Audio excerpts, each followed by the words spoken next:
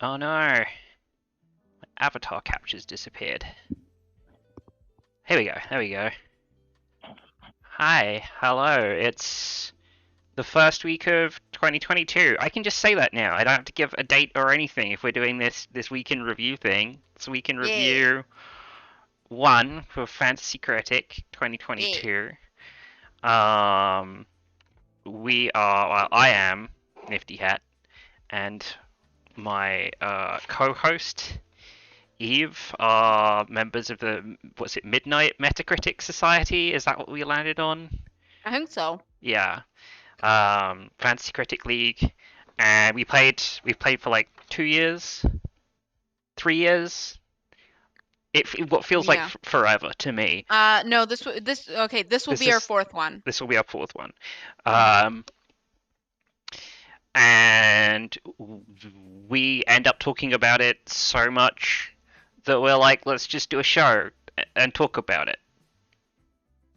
But that's about the long and short of it, right? So we obviously just drafted because the year just started, so we're going to talk about the draft a bit. And I'm going to shit on everyone else's draft. And then we're going to talk about some of the new features in Fantasy Critic, because I'd like to get some opinions from you, Eve.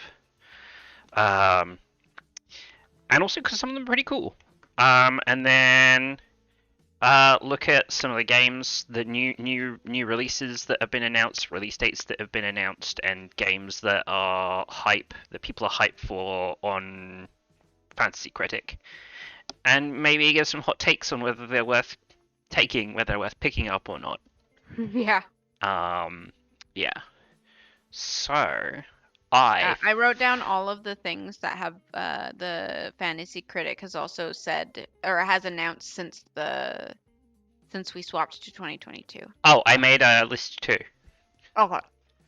I wasn't sure if you had made the list, so yeah.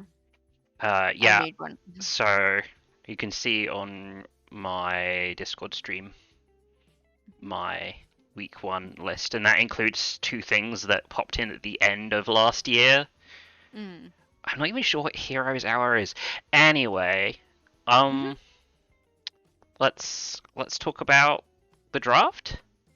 Sure. How would you like to go through it? Would you like to go through the games per thing, or would you like to go through the games in order of which they got drafted? I guess we could go through the history and go through the draft order.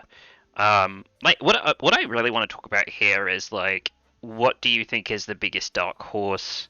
What do you think was actually the best draft? What do you think is the best and worst counter pick? I don't think we need to go through all the games one at a time because there's a lot of video games here. And I think let me go to the league on my own. And I think when we talk about like best draft, it has to be best draft that isn't Elden Ring, because like Elden Ring, the only reason Elden Ring didn't get picked first is because you went first. It's so long, yeah. Yes. And you had to, reach for that Great Destiny where you picked Silkstone, right? I will get it one time. I assume that you weren't just gonna, threaten other people with death and then not pick Silksong. I actually think that I haven't looked through all of them, but I think Horizon Forbidden West is a really strong pick. Okay. What's the... We know it's coming out. It's coming out in February, and it is a very highly anticipated sequel. To wrestle with the interface on Open Critic now. Oh my gosh. Horizon. Type the whole thing. Zero Dawn. There we go. Yeah. So yeah, 89 for the game. So that would be a 100% lock-in for me if it hadn't got picked before it had been my turn. I think yeah, that God of War would have been a strong one, other than the fact it doesn't actually have an official release date. Yeah, I always like when I'm drafting, if it doesn't at least have like which quarter it's coming in the year, I never rank it as my like must pick this game. Which means like potentially I could get dunked on by people who like outdraft me. I don't know. It's just like such an uncertain thing, you know.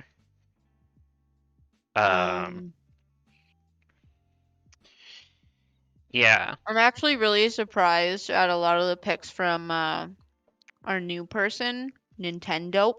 Yeah.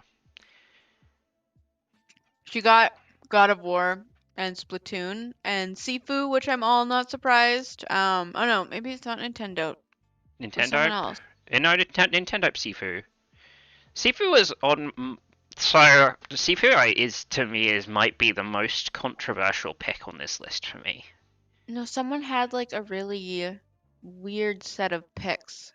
I don't remember who it was. I thought it was them, but their thing... You sure it's not Cash Money with their like all in on Warner Bros. Games? So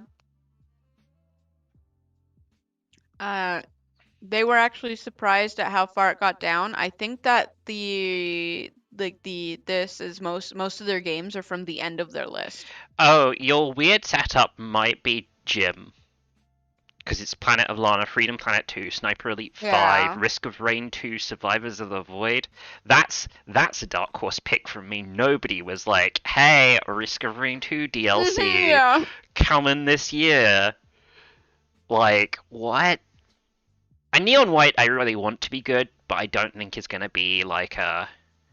I mean, we have to talk about the spiciest pick. I Am Jesus Christ. I mean, that's... That's not that spicy. That was picked for me. I have been dominating our Fantasy Critic League every year now. So, as a handicap, the player in second picked my first game for me, which is I Am Jesus Christ. It doesn't look good. My biggest hope is that it won't come out. That it's like so vaporware-y that it never exits early access. And then I never see any negative points scored for it. I actually think that like trying to intentionally pick something so bad that it will tank somebody else's score is going to be pretty difficult. Because if games look like they're real stinkers... I'm actually more salty that he was in last place and therefore got the I Am Jesus counter pick. Yeah, I did not think of that when I was doing the draft setup. Next time, if there is a next time, because we're only doing that... I'll play again. We're only doing the... If you win again? If you win again, yes. I'll be salty. Yes, we're only doing the handicap if somebody wins twice, like 2 times in a row. Okay. So when they come back for their third time around, then somebody else is going to pick a game for them. Oh, what about Chernobyl? Stalker 2, Heart of Chernobyl. I don't think that's a dark horse or like a controversial pick. That looks like a solid 80 points to me. I'm like... I don't know. The first thing that happened was Nintendo was like, oh, that's brave. I mean, they were catching a bunch of heat because of their NFT stuff, right? So, like, that could be it. But the actual Stalker games are fine. They're fine. Like, don't I write it in all caps? No? Hit enter, it'll pop up.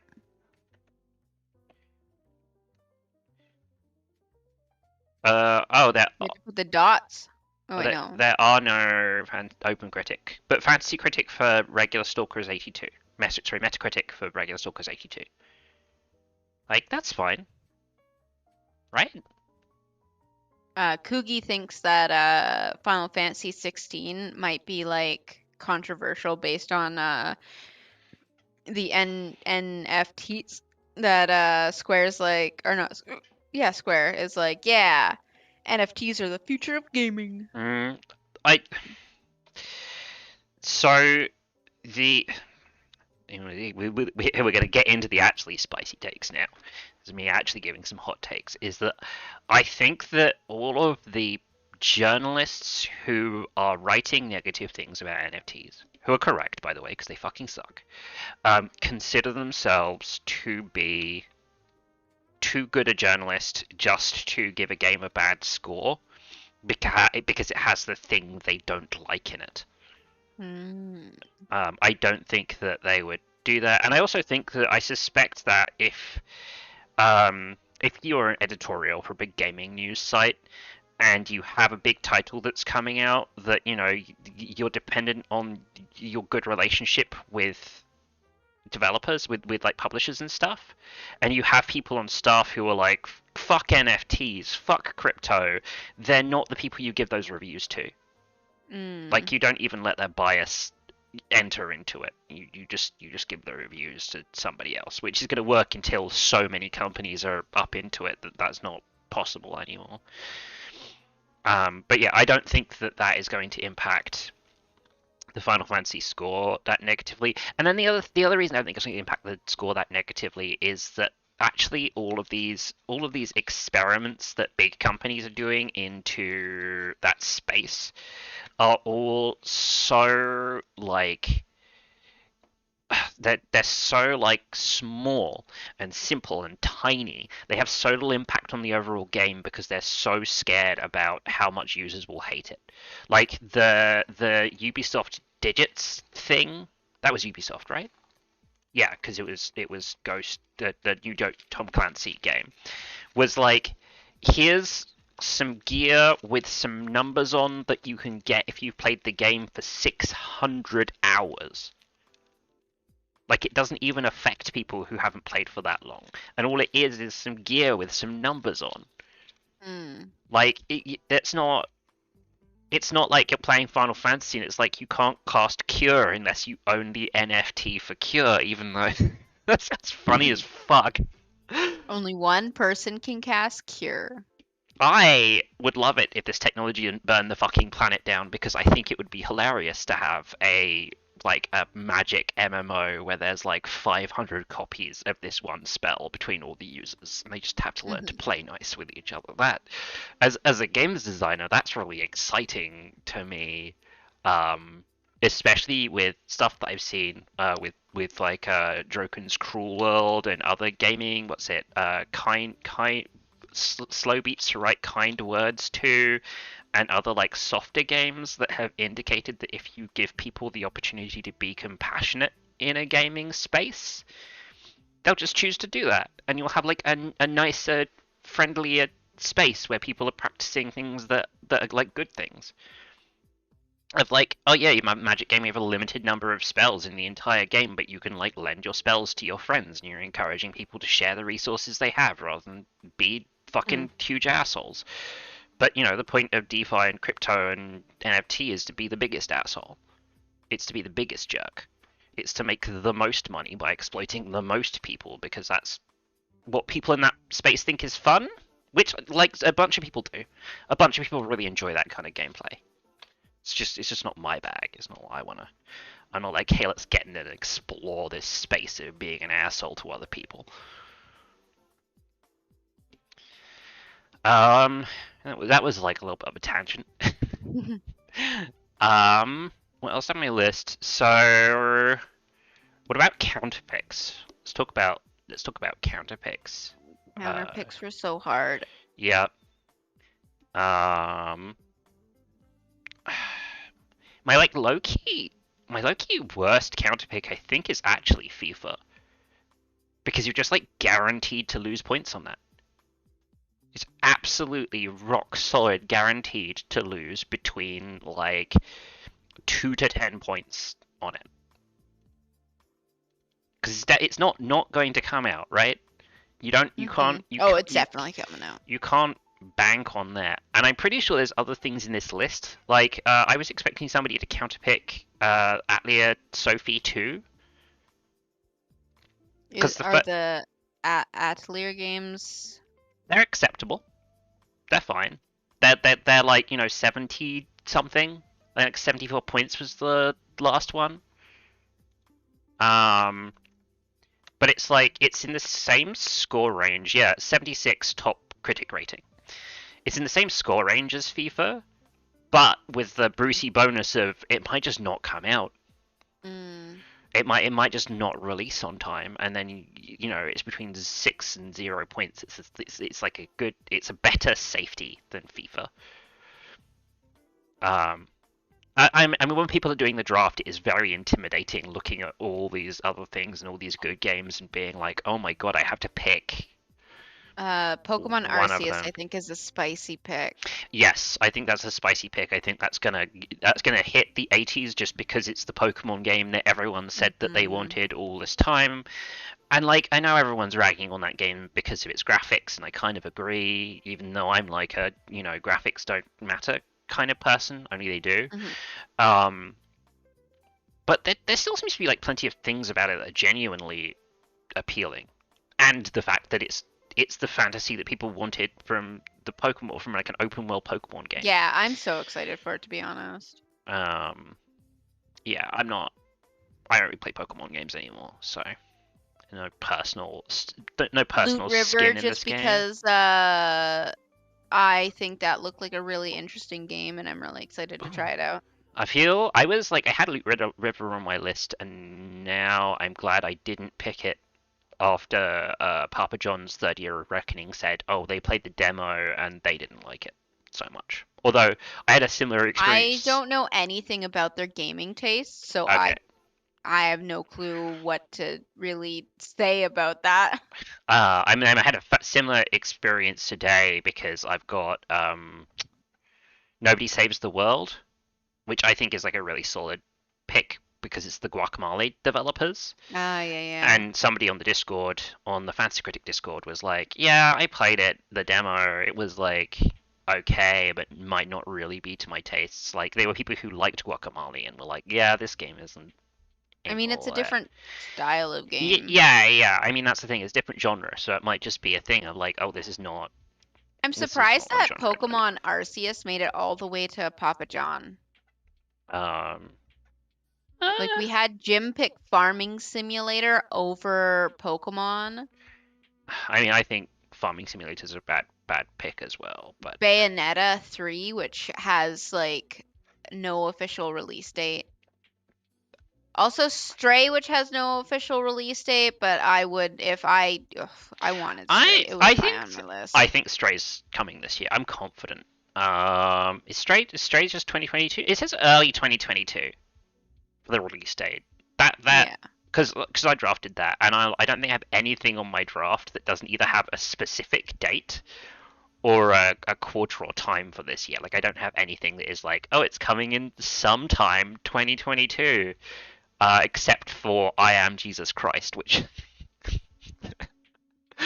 I have Plague's Tale, which just says 2022. I have Silk Song that has TBA. And then I have Kirby that is Spring 22. I have Sea of Stars that is Holiday 2022. I have Moss, which is Spring 2022. And Forspoken, which is May 24th. I had my eye on Moss book too. I think you're going to do so well out of it.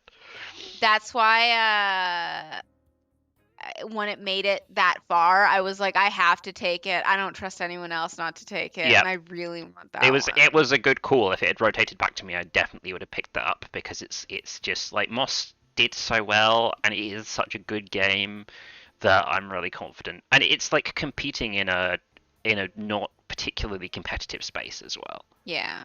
Like it's like let's talk about. Sorry, go. When anything even slightly good comes out in VR, everyone who owns a VR headset is like, thank God I have an excuse to put this back on. Thank God I can play something that isn't Beat Saber. Or I guess now Half-Life. I haven't actually played Half-Life, but I think I might because we have VR. Yeah, I really want to try Half-Life. I'm planning to try and pick up a VR headset. Well, borrow a VR headset this year because, and the reason's really stupid. It's like when the Steam VR shortlist comes around, I want to have an opinion about it. I don't want to just like look at all these games and be like, oh, I've literally never Let's played anything talk that's about category. the new game franchise. Oh, just people who picked something. Everybody picked a new game franchise. Yeah, I wish we had done more dedicated slots. It was too easy for everyone to just fill this NGF slot, I think. I mean, next year, right? Yeah. I think so. When I did the league setup, there was actually set up for like multiple. I think like 4 or 5 different things were assigned to different things, which I think is like maybe too much complexity for our league. But I wish I'd done more than I one mean, thing. having a couple new game franchises could be pretty spice. Well, so my original nightmare setup was one new game franchise, one add-on, and one free-to-play game. Oh god, that would be a nightmare. You could put that on the Path of Pain. I was thinking about it. I don't know. Do it. Okay. I have to draw a line. Oh hi.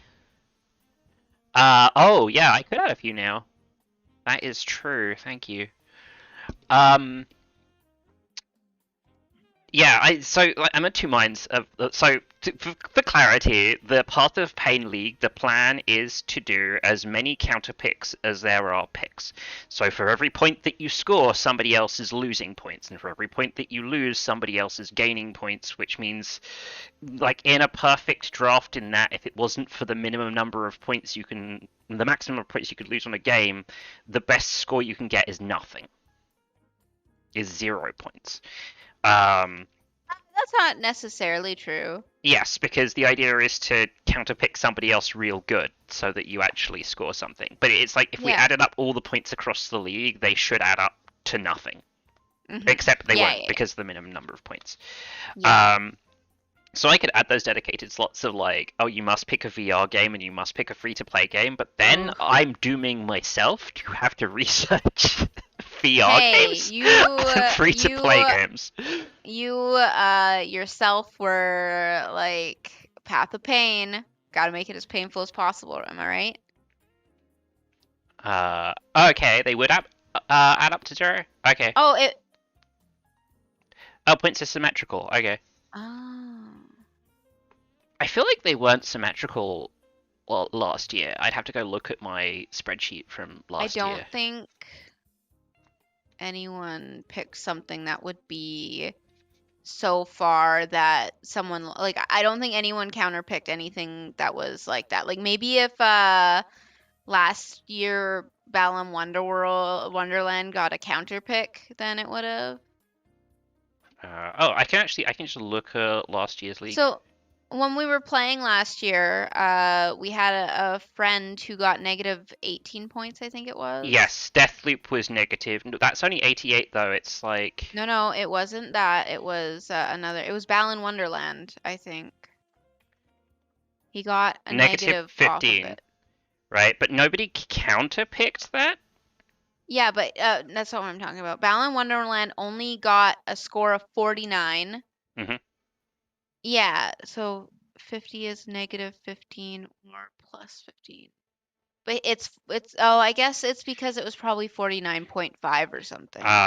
It's because okay, I understand why they're symmetrical now. Nobody successfully counterpicked a game that would give you that many points. No, like, remember we thought that you could only get Oh, well, actually, Peaceful Pixie Productions counterpicked Psychonauts 2, which got negative 19 points. Yeah, it's not. Yes, but the negative 19 points is balanced by the person who actually picked that and got positive 19 points. Yeah, but like.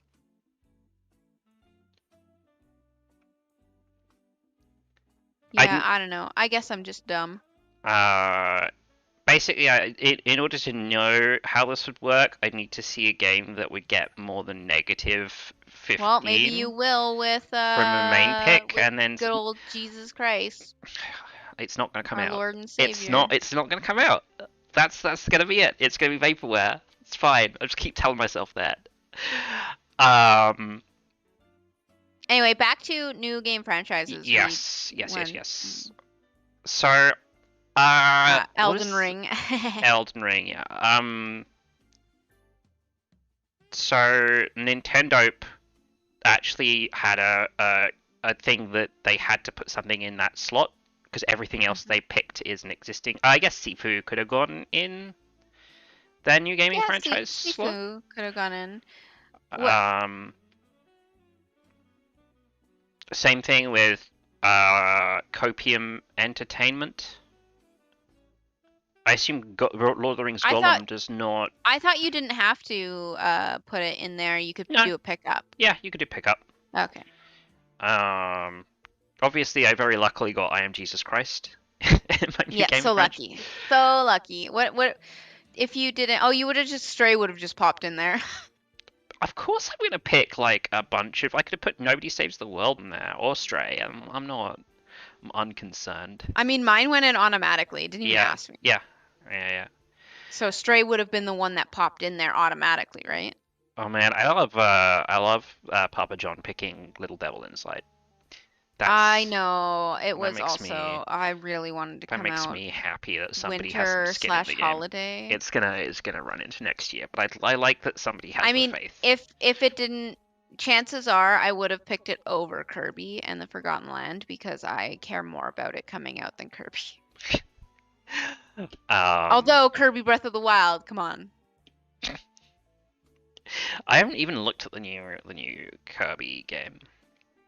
A trailer popped up on a Nintendo Direct, and it looks like Kirby Breath of the Wild. Kirby wakes up, and it looks like a big open world thingy. Okay.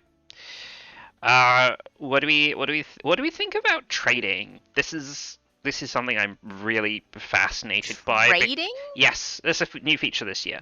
That you can you will be able to trade games with other players. What the fuck? So you'll be able to make offers of like, oh, I want to swap this game with you. You never told us that. I did. I mentioned it. Yeah. No, well, I will go back in the Discord and I will mention. Oh, it got typed in the. Oh, yeah. No. I had mentioned it out loud with my voice too. But obviously, I did it in a time where we were, doing the draft and things, and I'm not surprised, not everyone remembered everything. There's. I bet no one remembered that. I bet no one. There are 5 new features this year, so I'm not surprised that somebody didn't remember that I mentioned one of them. Because there's trading, there's the blue shell, there's the dedicated slots, there's the ability to draft counter picks. I remember blue shell. And there's public bidding. So there's like a bunch of new features. Kind of excited to see who bids on what. Like I'm kind of excited for the public bidding. Yeah, I placed some bids already. Yeah, I'm trying to not hot tag it, not be like that and like fill up all my slots instantly. I haven't bid on anything. Well, you have until Thursday to do it. I did mention I'm probably not going to bid on anything this week unless I see something interesting that somebody bid on. I mean, you'll find out on Thursday if anyone bid on anything. I maybe if Sesh is in my Discord and I can set up repeating events with Sesh, I'll maybe set up a Sesh reminder to be like public bidding has opened and closed. I think you should not do that because people need to learn how to play the game. Probably not permanently, but for like if you yourself cannot be bothered to look at something, like it's already like given you so many like steps of like, oh yeah, now instead of just people sneaking bids, you can actually just go see what people are bidding on, or like I don't know. I think it should be up to the people, and I don't want people's hand being held because they're. I'm only feeling cautious about it because when we set up the league and we did all the draft, and I'm like, oh yeah, you can go bid on stuff, but you couldn't bid on stuff because of public bidding. So. I mean, like, maybe the way to do that more nicely for next year is just to make sure our draft is on a Monday, Tuesday, or Wednesday, so that when the draft's done, you can go put bids in. To get people comfortable with using the bidding things. But like I want to see people using that feature because some of the biggest moments of drama last year were people like outbidding each other on stuff, My favorite. underbidding. Yeah, you fucking tricking everyone so that you could buy Final Fantasy for $15. And Pokemon. I didn't care about. I did it with Pokemon I too. didn't care about Pokemon, and like everyone bidding on Undertale Chapter 2, and then it coming out Deltarune, and then it coming out as a as a free game, so nobody got it. Yeah, it was just like, oh yeah, I put a lot of money. I don't even know how much money I'll have left after Final Fantasy comes out. Betting so much money on Final Fantasy, and then hoping that no one would be like, I'm gonna take that bet. It worked. It worked so well. Kenny bid $45 on Deltarune. Then Kenny later put money on Papa John's writing later put money on Inscription. Fantasy Critic League just popped out another Dead Cells. The Queen of the Sea is out. Yeah, I know. That was a victim of timing because Dead Cells is 89 points on Open Critic. So when I was placing my bids, I was like, hell yes, I'm bidding on this DLC. But bids aren't going to be processed until after the game is out. So it would have been impossible. I thought if you bid before... Oh, you mean you couldn't... The bids have to be processed before the game comes out. I thought it was the other way around, where as long as you bid on it, you would get it. As long as you bid on it before it came out. I think maybe this is a change because of public bidding. That we I don't need know. The extra... Our Elite Fusion 92 knows a lot about it, so maybe they have the answers. Elite Fusion's the person who runs Fantasy Critic. What? Yeah. That's when I was doing some promo, I was in their Discord being like, is it okay for me to do self-promo? And they were very kindly like, yes, you can. Yeah. Okay.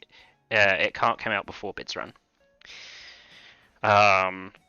So yeah, I'm curious about trading. I'm gonna wait and see with how public bidding works, but I hope it delivers on more drama. Because that's what I'm here for, is delicious counter bidding drama. I wanna finish this year with no money in the bank, where I'm really aggressively bidding against other people. Yeah, that's fair. I mean, I think that will definitely add more drama and like excitement to it, because before it was just like, oh, this is probably gonna be the last thing I bid on, so I just bid on the last amount of money I had. But this time it'll be like, oh, but what if somebody else? Somebody else bids some sick shit. Something sort of one of my top wish listed features, aside from when we're doing the draft, to get the obvious divider back between what are drafted games and what are pickup games, is to change drops so that you can spend budget on drops rather than having an amount or setting a cost for different kinds of drops, so that you're balancing your budget of spending on bids versus spending on drops. To that make it complicated. Well, it's just like, it costs $5 to drop a game that won't release. I don't like that. Yeah. I'm against this. Okay. I mean, it's just a thing that I'm interested in. So yeah, there's trading, which nobody's done yet. I will pop back in the Discord to make sure everyone is aware that it's a thing that is possible, or will be possible. Public bidding. At what time on Thursday is the public bidding? Thursday evening? The list of bricks revealed at 8 p.m. 8 p.m. Okay. Of what's been bid on.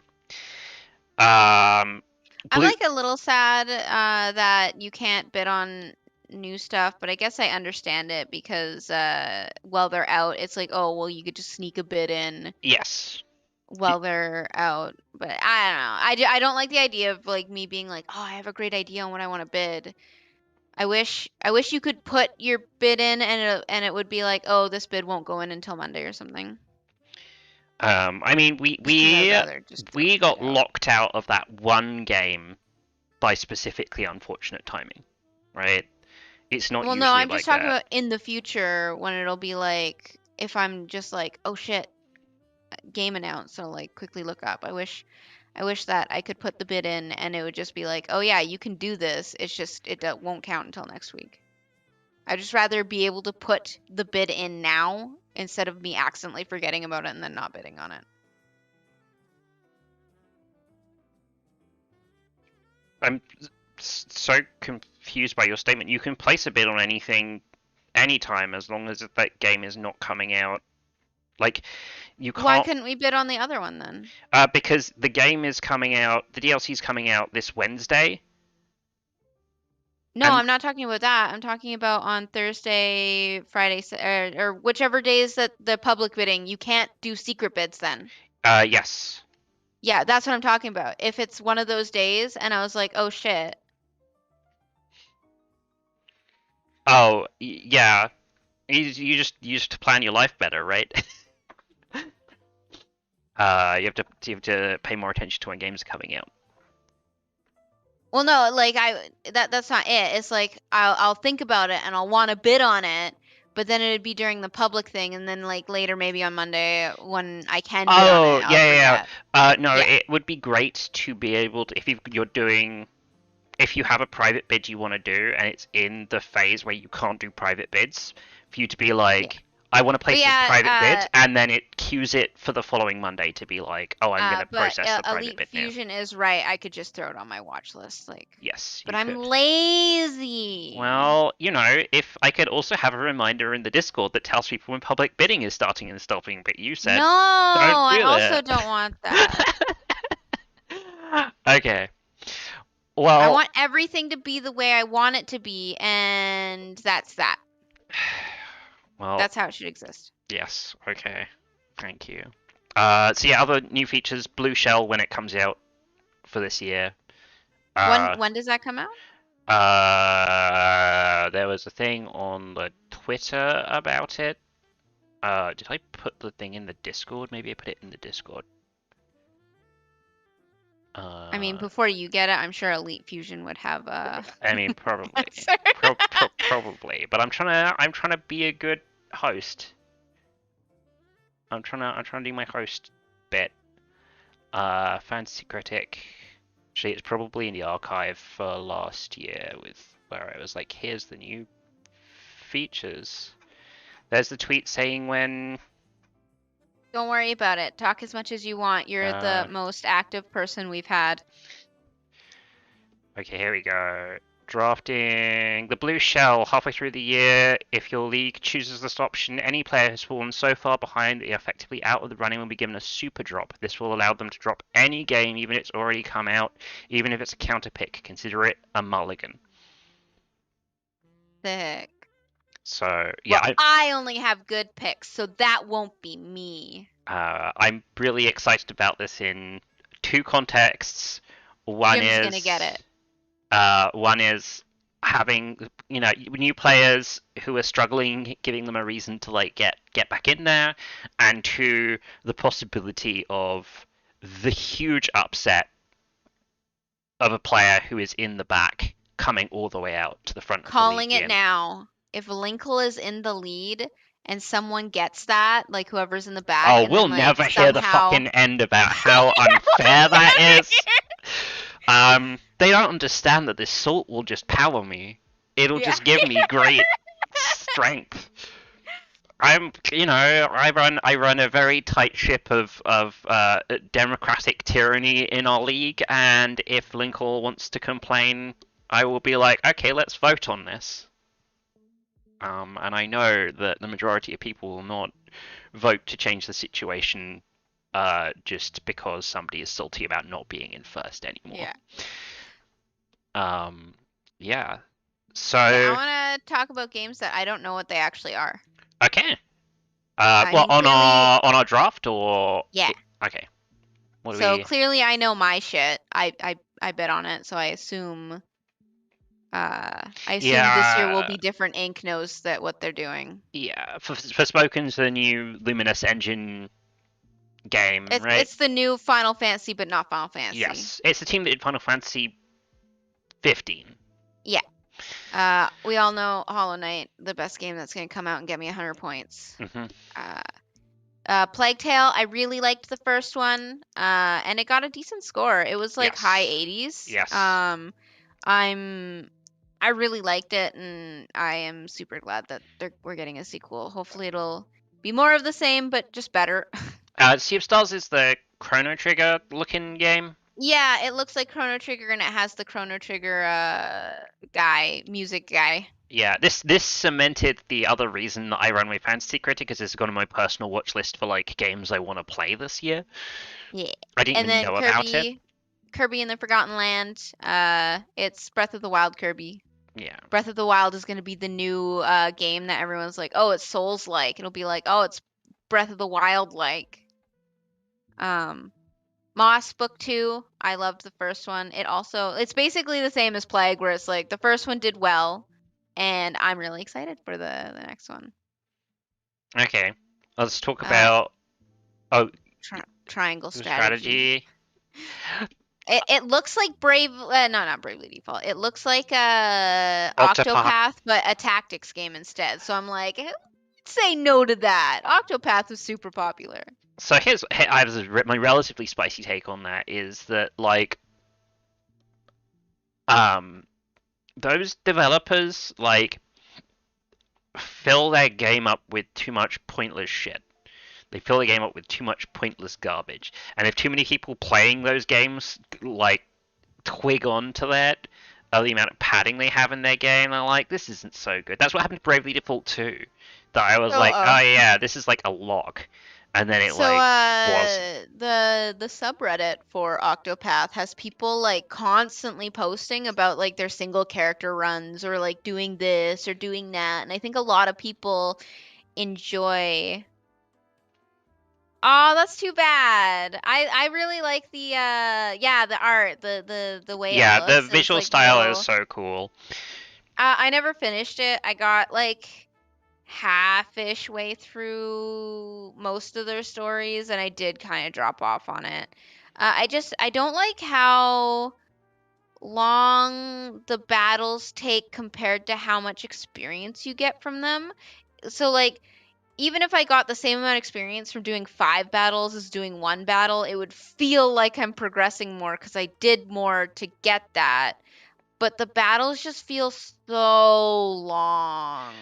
I'm really sad that nobody has taken the mechanic. I think it's from Cthulhu Saves the World and the other game that developer did, and the main mechanic in the battle is every single turn that passes in combat, monsters get 10% stronger.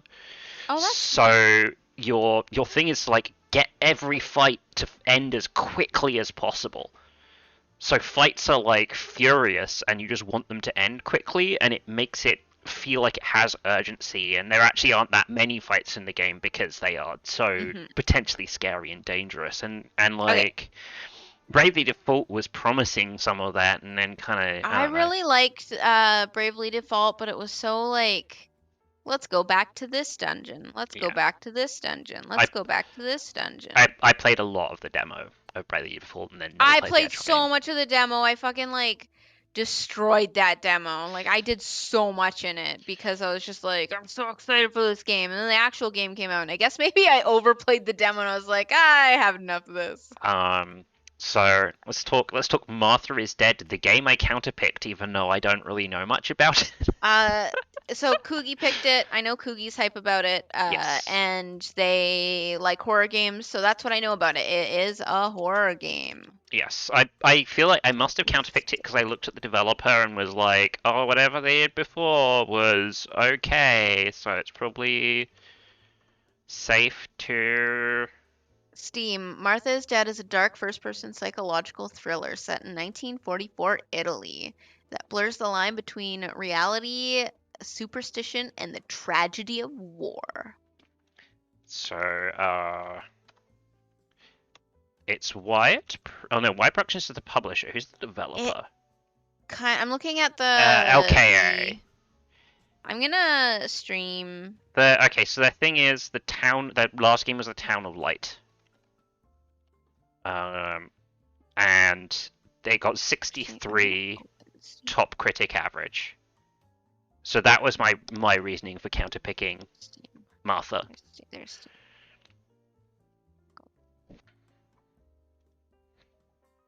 Oh, what?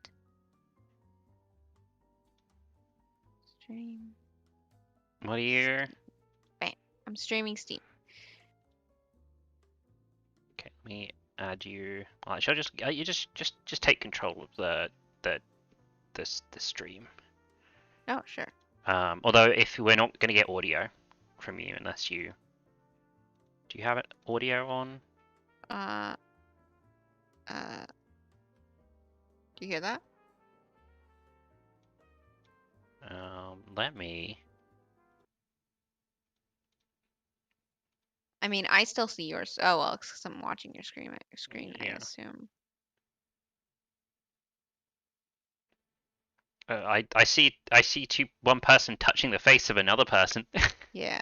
And some grainy footage. The trailer, but what I wanted to do is I wanted to look at this, and like specifically this photo. I was like, it kind of just looks like a bunch of assets from the assets store. Yeah. So here's my thing about horror games is like a lot of like quote unquote realistic horror games like look really nice because there's so many like high quality, high res, well made scenes available for purchase. Horror fans of all stripes need to put this game on their radar right now. So yeah, I don't know if every horror fan needs to pay attention to Martha is Dead because it is truly one of the most messed up experiences I've had in gaming in a long time, in the best way. Also, like horror as a subgenre, people just have basic taste. Horror fans are so basic. I mean, they only like okay, but horror fans like are the kinds of people who have to scrape the bottom of the barrel and enjoy every scrap they get because getting a good horror game is actually pretty hard. But it's not that. It's the reason it's hard to find good horror stuff is bad horror stuff is really ubiquitous because it's really easy to sell, which means that the problem is their lack of taste, not their need. Not it's not hard to find something. It's hard to find something because so many horror fans have bad taste. They'll just take anything mediocre because they're like, thank God, horror, the thing that I love. God forbid I get into any other genre of thing. Has to be unashamedly authentic voice acting in Italian. It's from the creator of Town of Light. Deep and dark, multi-layered narrative. Explore a detailed recreation of the Italy countryside. Play with dolls. I mean, play with dolls sounds like a cool mechanic. Play with numerous marionette sequences in the puppet theater to remember repressed memories. Okay, sounds like less cool now. I know what Suicide Squad is. A horror game where you had a doll that you had to like physically interact with the doll to do puzzles, and maybe there's like you have to do it quickly, and interacting with it badly would make bad things happen to you. Markiplier was playing a game that was like that. You had to carry a doll around, and it wasn't like it was like a kind of poopy third-party game, but it was interesting. That's why I will say is I was shitting on horror as a genre like really badly, but there's so many like interesting concept pieces in that. You like cyberpunk bartending action Nirvana, right? It has a really good soundtrack. I couldn't get into the first game. I own it. I played it for a little bit. I was like, I don't really get this. I don't really understand it. I should give it another shot.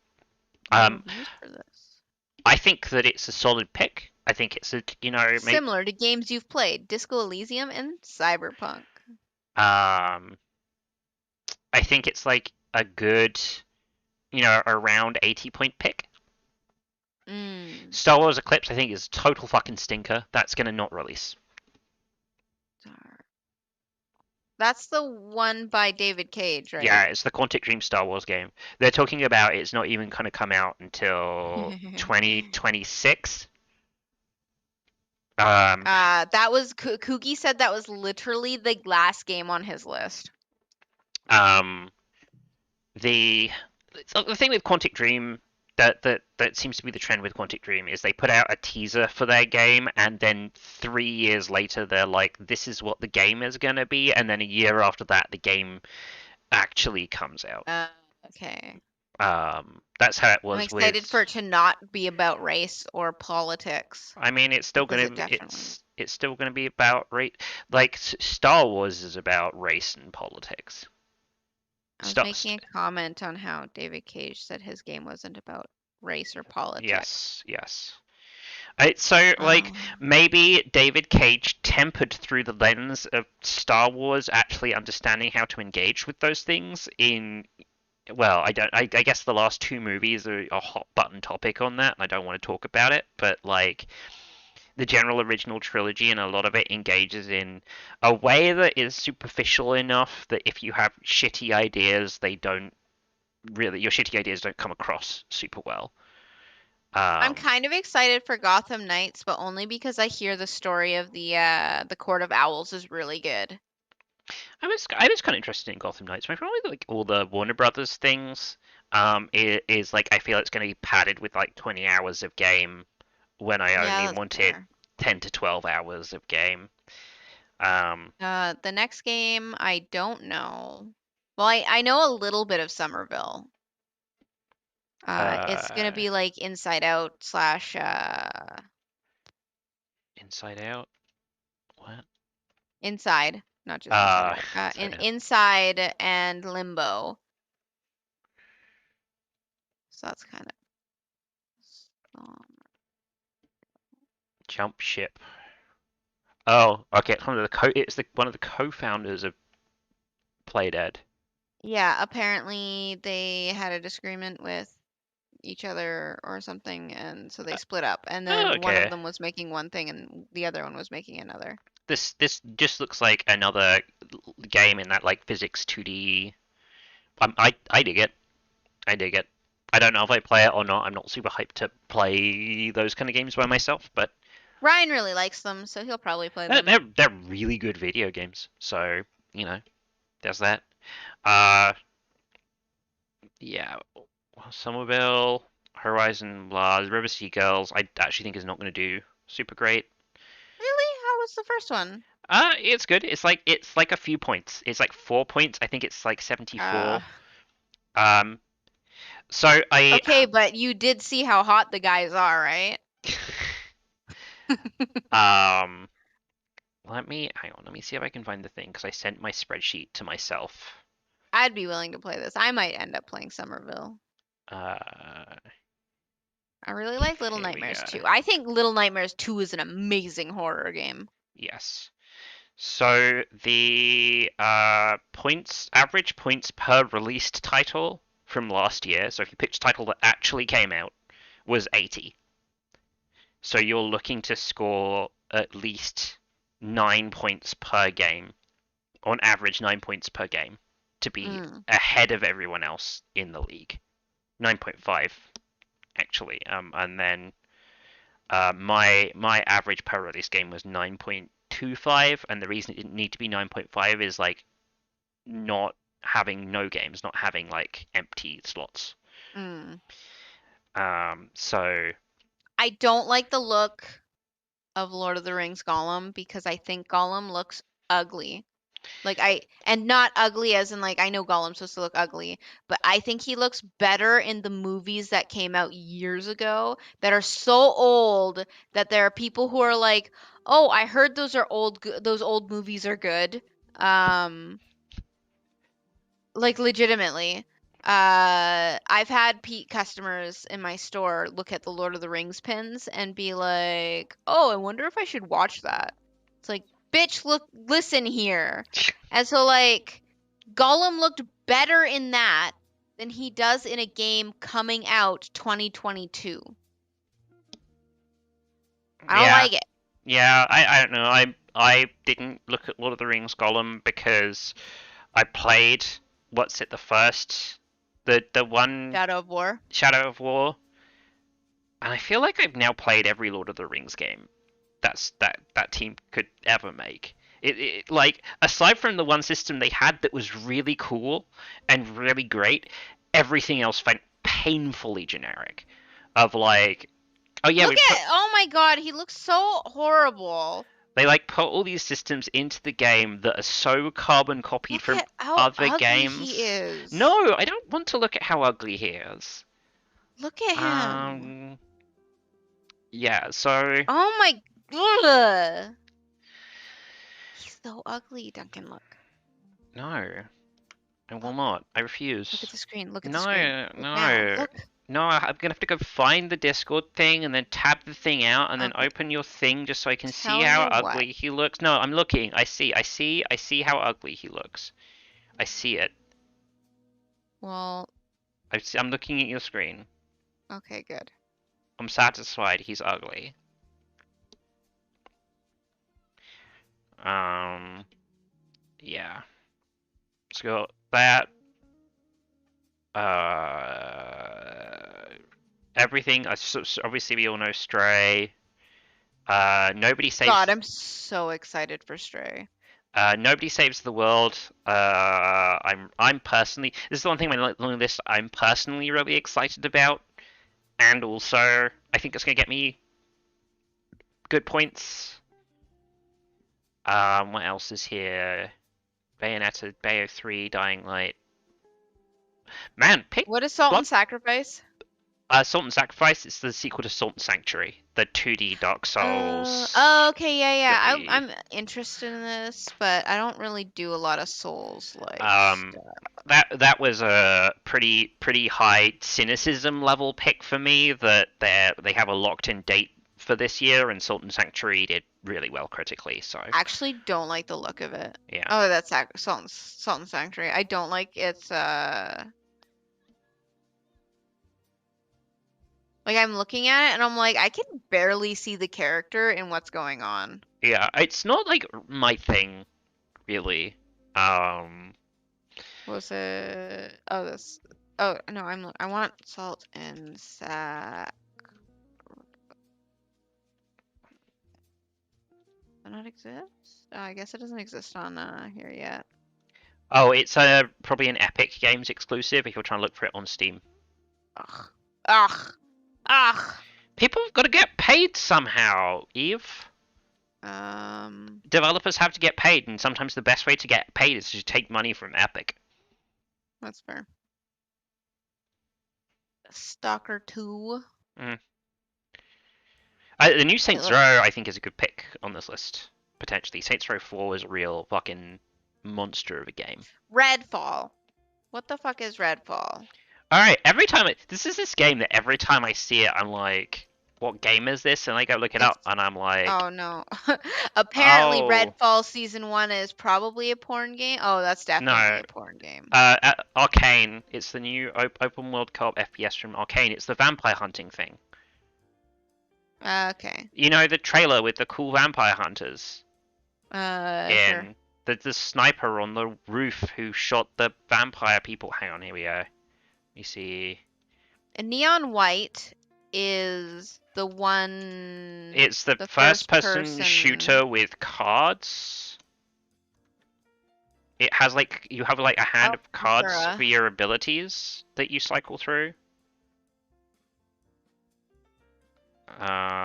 It's like this one looks like it could be good, but it also could flub super fucking hard. I'm so divided on this game because it's the developer from Donut County, which I always want to call Donut Country. The publisher's Annapurna, which just publishing a bunch of cool shit. Yeah, but it's like I love the games that Annapurna publishes.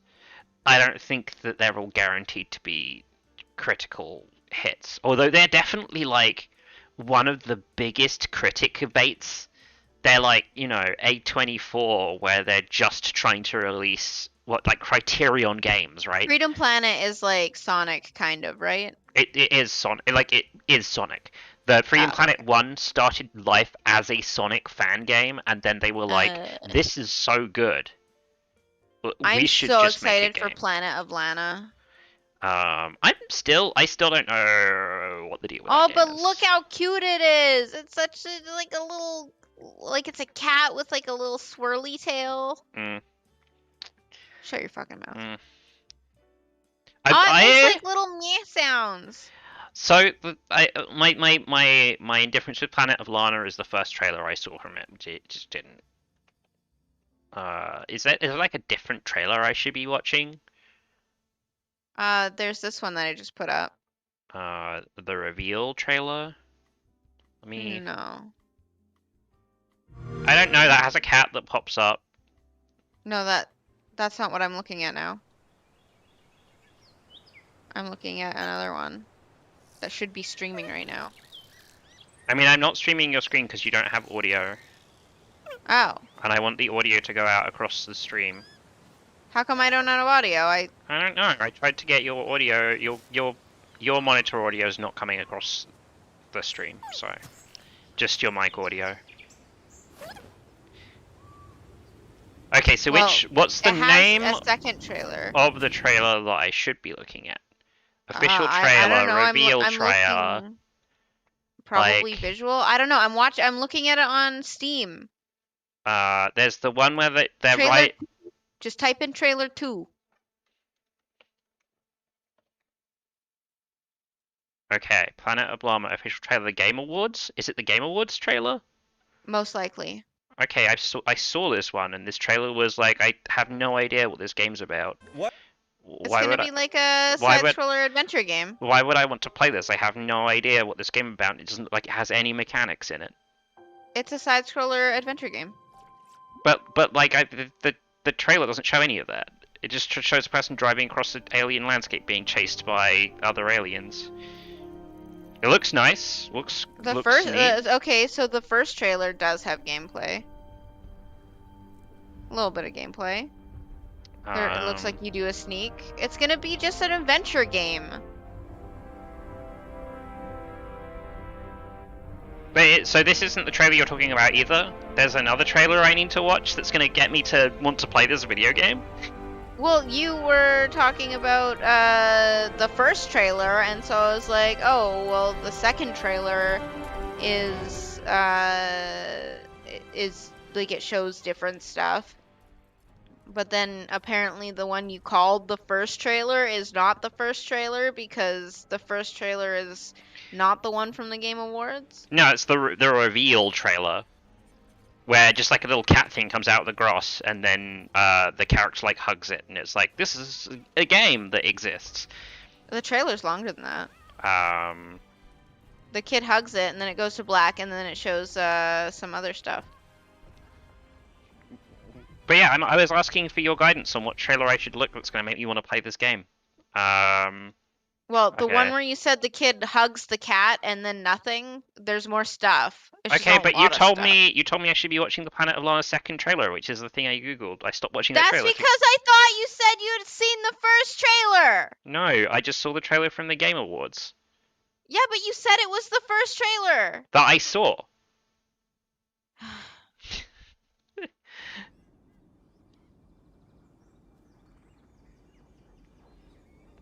Well, it looks amazing, and you're stupid. I didn't say it looked bad. I'm just not interested in games where they have a trailer come out and the trailer doesn't show me what I can do in the game. They don't show me any mechanics or anything. And the first trailer shows you that it's going to be a side-scrolling adventure game. But that's not the first trailer I saw. Was the one at the Game Awards. I already spent 2 minutes of my life, and at this point, 5 minutes of my life trying to discover why I should want to play this video game. Yeah, but it's not my fault that you didn't see the first trailer. Maybe you should keep up on games, huh? I do keep up on games. Clearly not well enough. You can run and you can jump, and there's a cat. Yeah, it's gonna be a side-scrolling adventure game. You see one, you've played them all. You just, No, I want to see literally anything new or unique.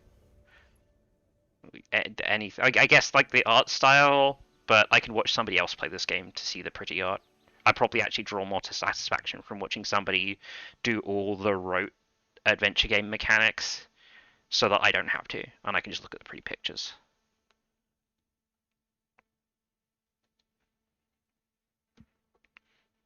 I think you're dumb.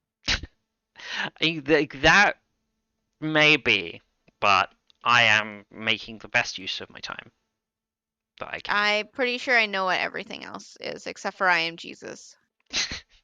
I'm not Googling I Am Jesus Christ. Draw the line now. I didn't know about the Mario. It actually has trailers. Oh my gosh. Yeah, apparently they're very bad. Okay, fine. Let's do this. Let's just go. Are you first person Jesus? Okay, I Am Jesus Christ official announcement trailer. Official trailer. Yeah, here we go. This is got to be it. What? In the beginning was the Word. What? And the Word was God. He was with God in the beginning. Through him all things. I'm so excited for this first person walking on water. Without him nothing was. You're ahead of where I am. You're spoiling it for our two viewers. Oh wow, the FPS in this trailer is unreal. It's like struggling to render this one environment. An angel of the Lord appeared and said, Joseph, son of David. I wonder if their like aesthetic is, early 2000s religious game. They're actually really talented artists, but they're just like really trying to nail that aesthetic. To her firstborn, a son. She wrapped him in cloths and placed him in a manger. The Skyrim mod's really weird. And there were shepherds living out in the fields nearby, keeping watch over their flocks. It's so weird seeing this with So the second IGN trailer, logo in the corner. the second trailer is like, it sounds like they're trying to recreate Morgan Freeman talking over. Oh my gosh. Oh my gosh.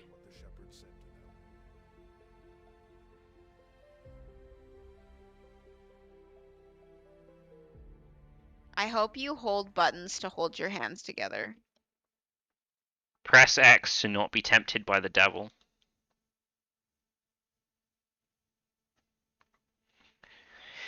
Well, that game's on my draft and there's nothing I can do about it. Okay, so hear me out. I love the concept of the idea of, oh, well, Jesus walks on water, therefore, like, I can have a bunch of water and I don't have to worry about water physics. Okay, I'm watching the third trailer now. The third trailer? What's it called? I only see. I don't know. I'm watching it. I'm on YouTube. I can see official announcement trailer and official Christmas trailer.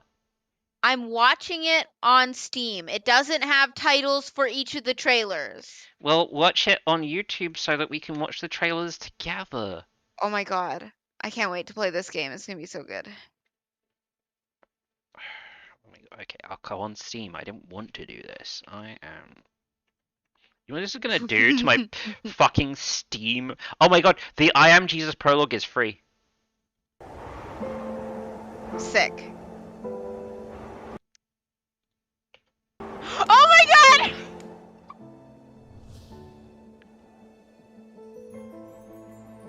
This is like pre-rendered. This isn't... Oh, that was good. Man, that bucket, I've seen that bucket in like so many video games before. Walk in the footsteps of Jesus in this incredible first-person retelling of the story of Jesus Christ from birth to resurrection. Perform amazing miracles, interact with a cast of biblical figures, and travel around the holy land of Jerusalem to the Galilee. Become the Messiah in I Am Jesus Christ. Oh my god, you really can be crucified in this game. Sick. Oh, sick. It's gonna have subtitles and interface in Spanish, German, Italian, and French. And English, but who cares about English? No one speaks English. Alright. That's That's fine. Can we not talk about this anymore?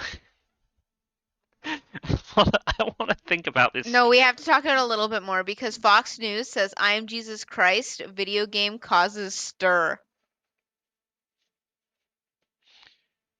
A new computer game called I Am Jesus Christ will allow gamers to role play as the Good Shepherd himself. IGN. No, IGN experienced Jesus' miracles firsthand. Before Christmas, I was buying like nice Christmas things for myself. And I went to the liquor store and I bought some like liquor for Christmas. And I bought 2 bottles of red wine. And I was like, oh, I'll try this other cheap red wine to try and like evolve my cheap red wine taste. And I tried it like a day or 2 ago and was like, oh my gosh, this wine's so mediocre. And all this I Am Jesus Christ talk has made me reach for my really mediocre red wine and pour myself a glass. Okay, so recommended Windows 10. Okay. A processor Intel Core i5-46070K / AMD FX 8320 or equivalent. Memory 8 gigs of RAM.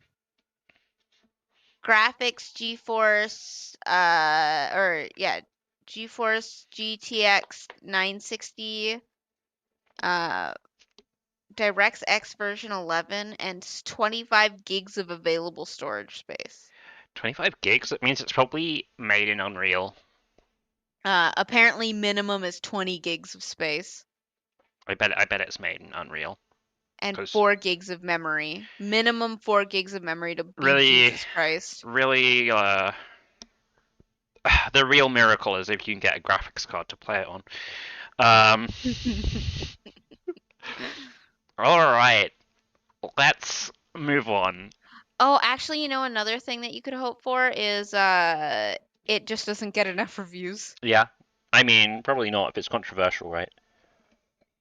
Maybe. So, right, we're going to talk about another controversial video game soon, potentially controversial video game. Silksong? No. Oh. Silksong's not controversial. There's actually 2 things on this. If it's going to come out as controversial. So we got the change. Let's go through the change list of stuff that was announced since what would have been our last week of play, but is now not because it was the end of the last week. So Persona 6 got added as like, hey, you can pick this. Persona 6 is not fucking coming out this year. I'll die. I'll die of shock if Persona 6 comes out. Oh, I have to. Do you know how Persona 6 got like announced? There sounds like there was a teaser from Atlas. The Persona guys put out a we are hiring. Oh, okay. Yeah. So yeah, I do picking that for this year is silly. Insane. It's insane. You just prove you've lost your grip on reality. I want Persona 6 to just come out. No announcement, no release date. It's just like, it's out now. That'd be so funny. Heroes Hour. It's got a date for this year. I don't know anything about this game. A fast turn-based RPG with real-time combat. Develop your cities, level up your heroes, gain powerful new spells. I'm just gonna watch this. I'm just gonna put this stream title. Okay.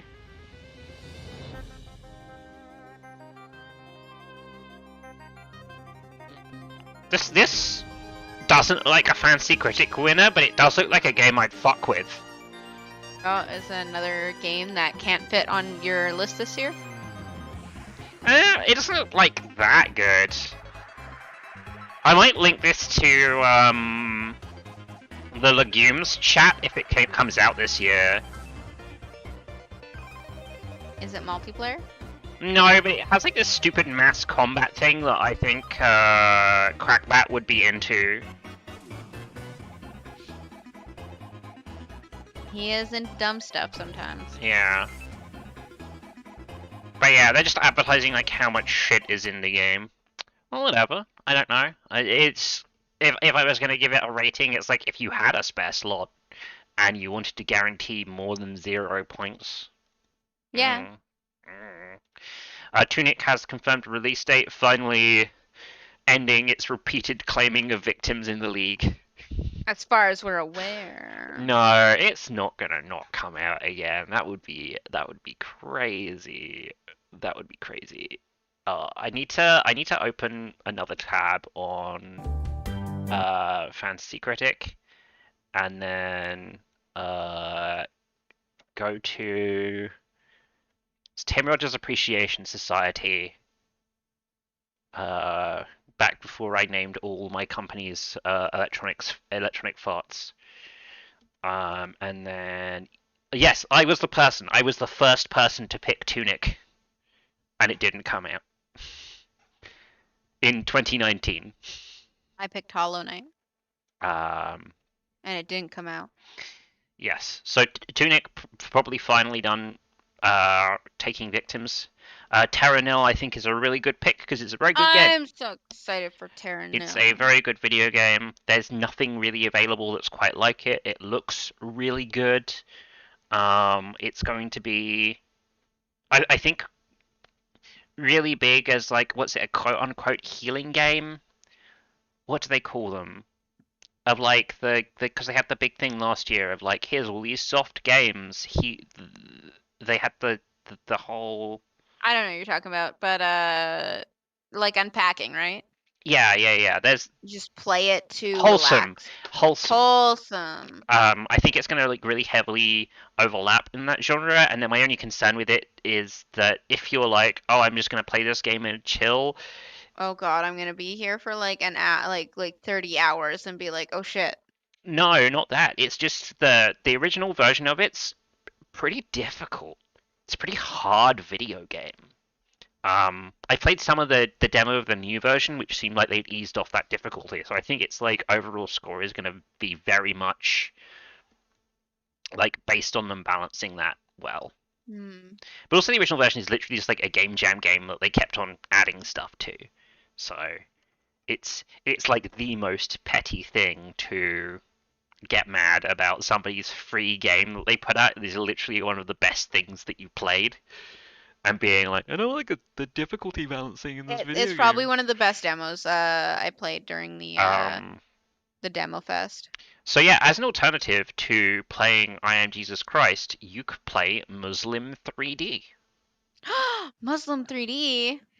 Yeah, Muslim 3D is an educational video game. You begin your journey in a virtual place in the city of Makkah. Interact with other virtual people, go on adventurous quests, go back in time to relive a historic moment, or perform a virtual Hajj. Okay, I'm gonna. Oh my god, this trailer's 2 minutes long. I'm not watching. You can create your own character. I'm not watching the whole of this trailer.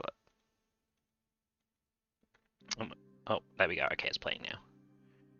You start out as surprisingly white. Muhammad, peace be upon him. Wow, this like looks way nicer than I Am Jesus Christ already. It's very like edutainment graphics though.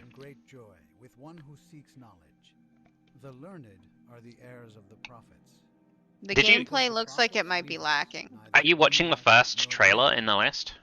Right now I'm looking at the second one. There's a lady walking.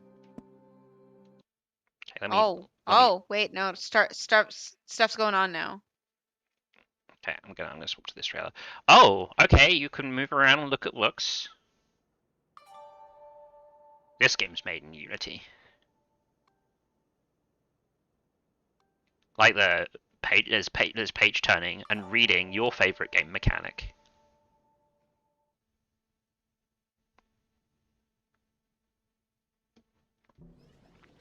Man, Eve, Obra Dinn was so good, by the way. Speaking about your favorite video game mechanic of reading. Okay. Oh, so you pick up a book and read about a thing, and then you can walk. Ooh.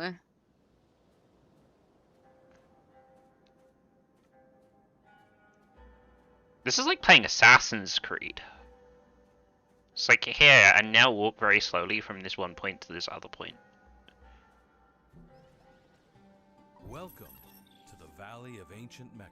Oh, you can run. You can run. Thank goodness. This would be a terrible game if you couldn't run. Not that I think it's going to be amazing. I love how this thing is just like clipped through the environment. 4,000 Yeah. years ago, Prophet Abraham was commanded by Allah. Okay, well, like, this looks like an edutainment title, and I'm not even sure why you'd pick it unless it was as a meme. Dragon's Dogma 2. Do you know where this even got a thing? Did they tease it or something?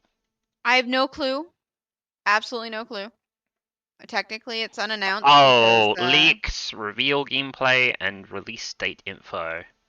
Late 2022, early 23. I mean, I've already made my opinions clear about picking stuff that is like late in the year and doesn't have a specific thing. But Dragon's Dogma was a real like game that people didn't have really many expectations of, and then it like trumped the expectations that people didn't have. A lot of people played that game and were like, hey, this is surprisingly fun. Nifty Island. Nifty Ape Island. Yes, it's going to be an NFT thing. Oh, is it? Yes, because it says it has ape in the title. But I have to look at it. An open player-owned virtual world powered by...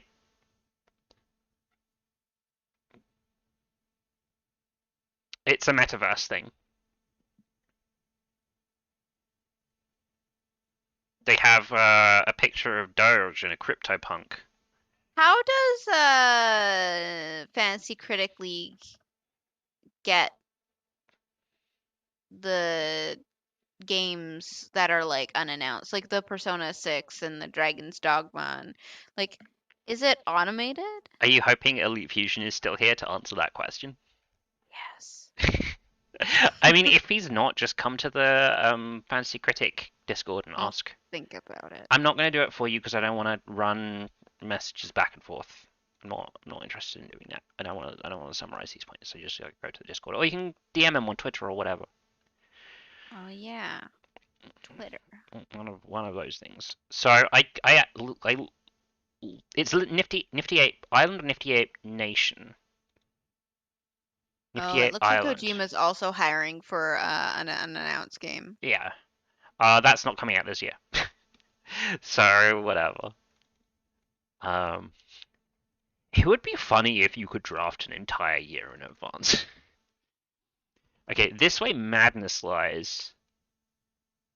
Zeboid Games. What do I recognize this from?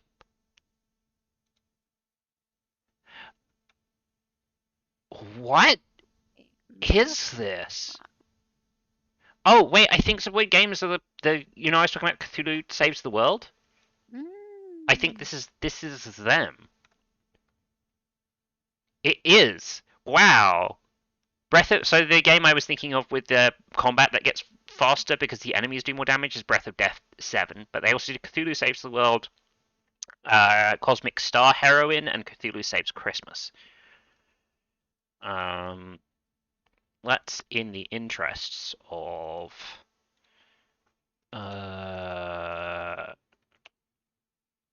fantasy criticking this, Cthulhu Saves Christmas got an 88 top critic average. So, I'm putting this on my list of things to watch. For sure. And the comics... Peglin. Peglin's like that Peggle Goblin thing, I want to say. Yeah, that's what it looks like. Yeah. Peglin looks really cute. It says it's Q1 2022. Originally, I was going to be like, I think there's a very real risk this game won't. It kind of looks like a game I'd play on my phone.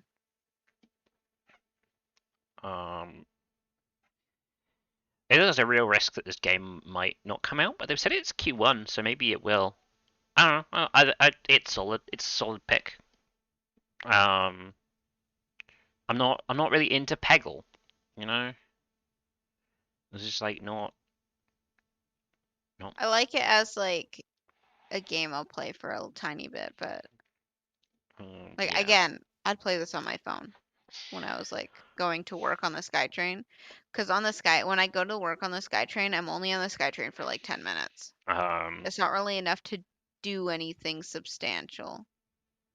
Yeah, the developers of this game did a really good talk on doing good UI UX for introducing users to the game. So I don't think we need to talk about EA Sports PGA Tour. So the only thing that I'm interested in PGA Tour Open Critic. Wait, is there more than one PGA Tour? I don't know. It just says PGA EA Sports PGA Tour 2022. I'm assuming this is the last one. Has 76 on Open Critic, so we're probably looking at a solid 2 to 8 points spread. You know, that's it. That's the long and short of it. There's literally nothing else interesting about it, unless I guess you really like golf. Beholder 3, Beholder has like fans who really love it, and then nobody else seems to know or care about it. Actually, I'm just dip in on this trailer. I know it's about a game about spying on your neighbors. All Frank ever wanted was a good job, a family, and a nice place. Beholder? Beholder 3. Oh. Oh yeah. I'm watching the trailer on Steam right now. Really good use of color in this style.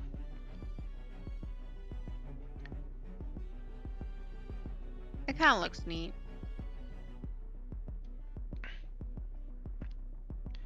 Taiji.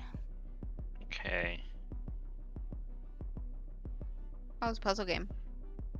I'm still watching the trailer of Beholder, 1 second.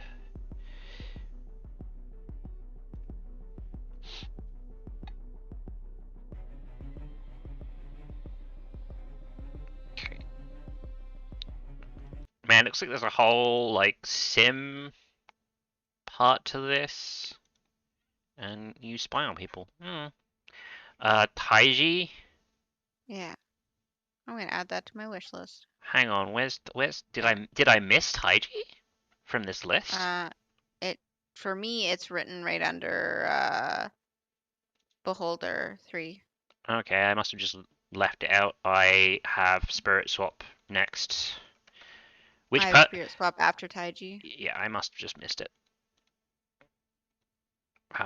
Which, like, I'm hype about Spirit Swap. I didn't put it in my draft because I do think it's like, you know, a solid 70 to 80 range pick, and I'm looking for something a little more ambitious right now. Also, I'm not sure if Spirit Swap is actually locked for this year, you know? Yeah, it just says 2022.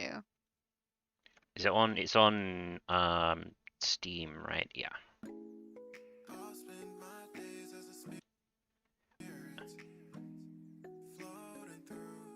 Oh, this trailer looks unnecessarily rough given how nice the game looks.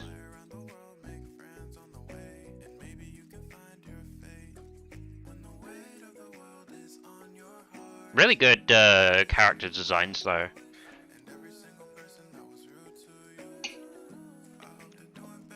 Yeah. I don't know. I'm gonna play Spirit Swap when it comes out because I like the theme. Yeah. But I don't know if it's like the optimal Fantasy Critic pick. Next we got The Garden Path, got a 2022 date.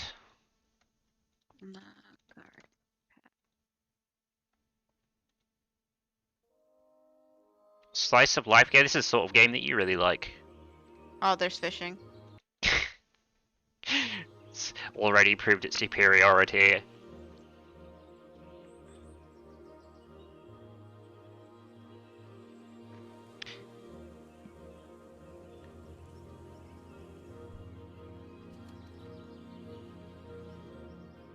As apparently it's already on my wish list.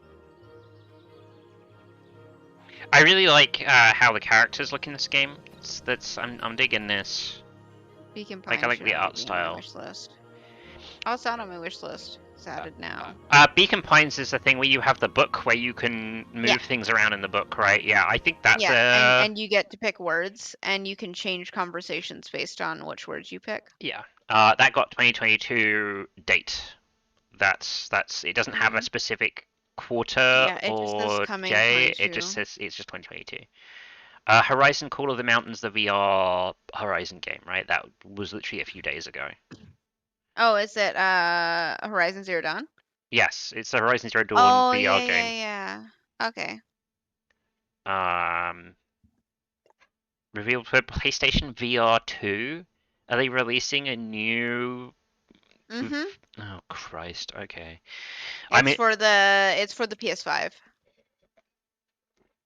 Oh, it's a. No, never mind. I'd be like, VR's not cross-compatible, right? If you want to play a PlayStation VR game, you have to play it on your PS4 and not your PS5. I think it'll be fine. I think it'll be backwards compatible. I think that'll be fine. Oh, okay. Okay. What else? Pokemon Generation 9. You know more about Pokemon, It'll be a new Pokemon game. Is there supposed to be a Pokemon game coming this year? It's kind of like sports. Not like yearly, but it's kind of like sports in the sense that it has like a cadence that they always bring Pokemon games out. have to come out when the anime comes out, so they are coming out at the same time. Therefore, it's based on how the anime is releasing. But is it like every year or every other year or something? I don't know the exact time. I just know that. But we know there's definitely going to be a game because there's definitely going to be an anime, which means there definitely has to be a game. Yeah, and that's why like Sword and Shield was kind of poop, is because like even if it's not finished, they have to pump it out. Yes.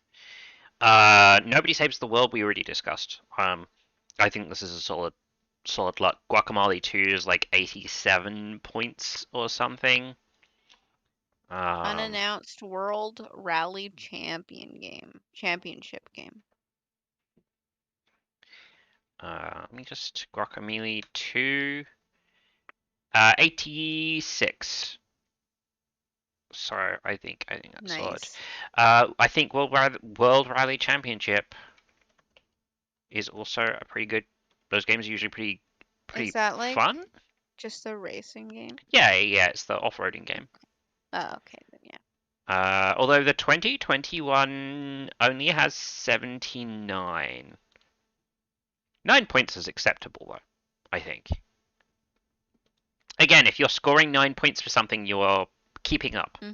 And if you're scoring 9 points for something where alternatively you just had a will not release game, you're crushing it. You're crushing it. The average score across all our games is like 65. Like, picking things that don't come out drag your points down so much. Death Stranding Director's Cut for the PC. I mean, I think this is a really good pick as well. Is that a port though? Is it already out on other things?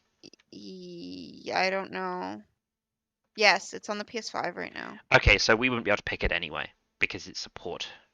Unannounced Bloodborne Remaster. Yeah. People are convinced there's gonna be.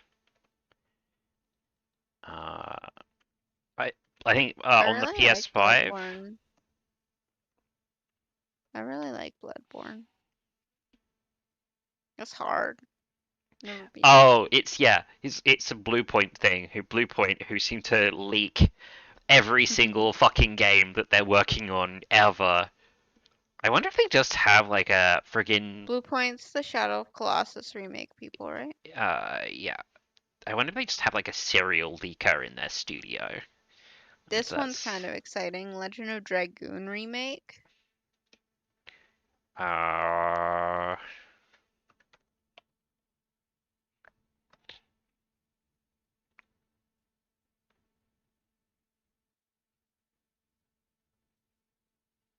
I never played either. I never played Legend of Dragoon. I know how to do good music. Why is it exciting? Tell me about it. It's a very popular game right now. If you want to buy it on PS1, which I believe is the only way you can legally buy it, like you can legally own it, not like I think the only other way is to emulate. I mean, that's not legal, but Well, no, that's why I mean the only other way to play it is okay. emulation.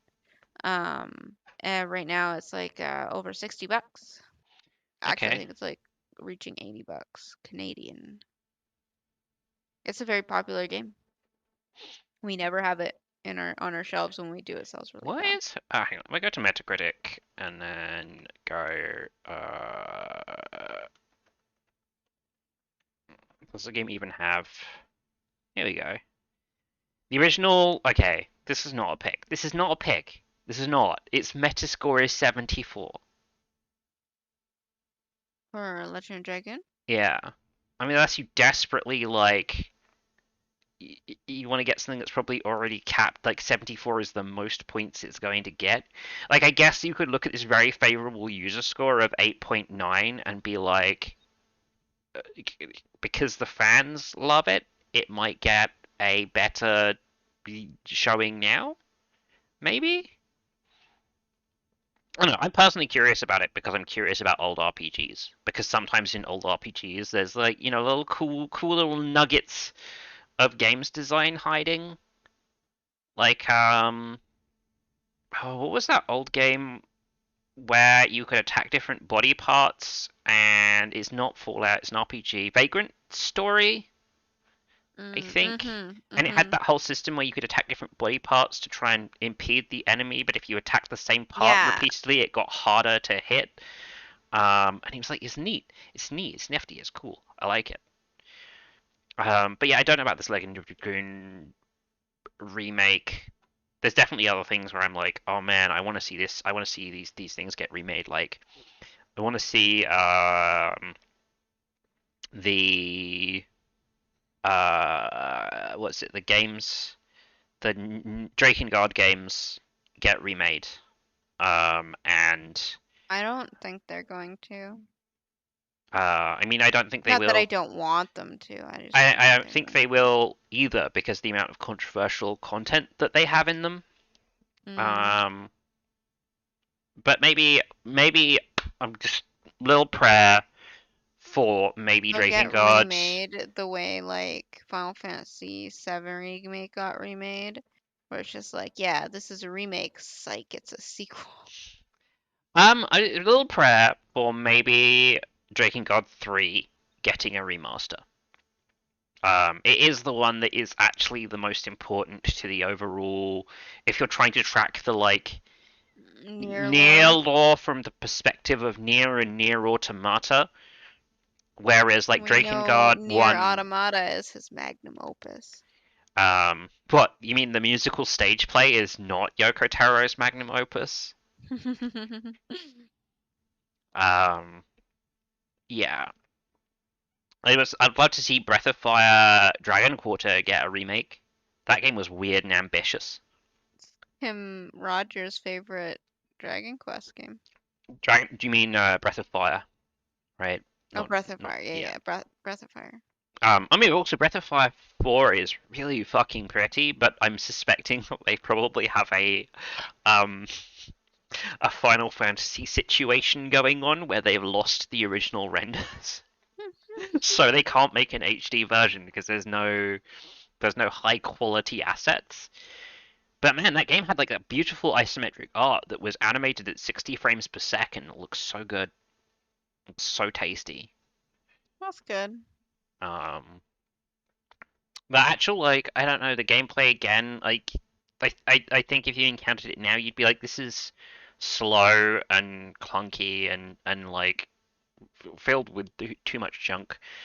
Breath of Fire has a really ambitious story, some ambitious storytelling, or at least for its time, it had ambitious storytelling. That like, there's that like really goofy quote of from what is it, Shark Girl and Lava Boy, I still haven't seen that movie. Where what's his face, who's the really serious actor in it, is like, do you think God stays in heaven because he's afraid of what he created? Mm. And that is the plot to Breath of Fire 2 and 3 and kind of 4, that God created the Earth but is kind of scared of stuff they created on the Earth, and as a result of that, like, plot happens. And it's weird and ambitious because it's not this just like, you know, there's the good guys and there's the evil guys, and the good guys are gonna beat the evil guys. There's a lot of people being like, why was I put on this planet? Why are things the way they are? And I must go see God to find out. And God's like, please don't find me. I do not want to be spaken to. Yeah. But mostly I want to see Dragon Quarter remade because it has crazy mechanics. That's cool. And it's like one of the first roguelike AAA games. Oh, cool. That roguelike or roguelite? Roguelite. What does that one mean again? It's very unclear where the boundaries are. It's more created to be like, when people say something is roguelike, it implies it's like less approachable. I think, like, if I was going to be really facetious about the difference between a roguelike and a roguelite, is that a roguelite you can play without looking at a wiki ever. Whereas if you have to look at a wiki to work out how to play the fucking video game, then you're probably playing a roguelike. Or to not have a frustrating time. If you need to look at the wiki, then it's a roguelike. And if you don't, then you're playing a roguelite. But yeah, Dragon Quarter had a mechanic where they had a couple of different mechanics. One is like, you can turn into the cool dragon form, but it makes a thing called the D counter go up, and when the D counter hits 100, you just automatically lose. So you have this like expendable resource that you can use to get through fights, but if you use it too much, you'll die.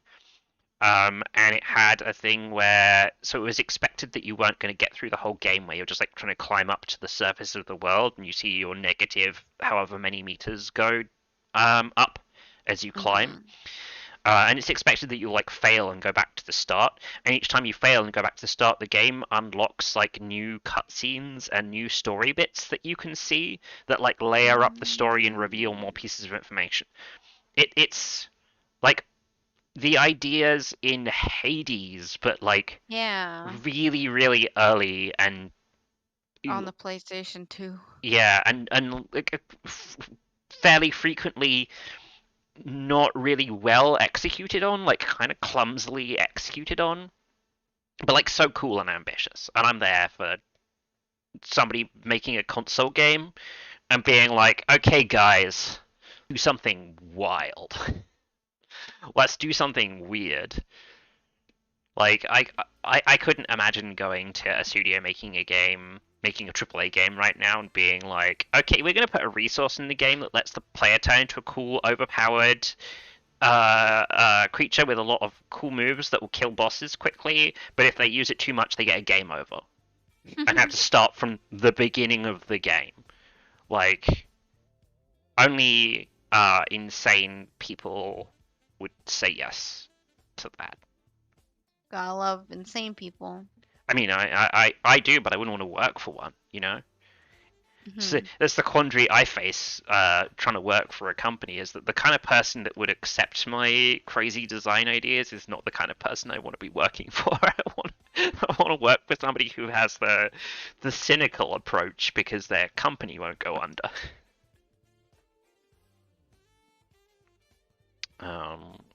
Yeah. We're done with... We got... Do we have 15? No, we don't have 15 minutes to spare. We ran 15 minutes over, I guess.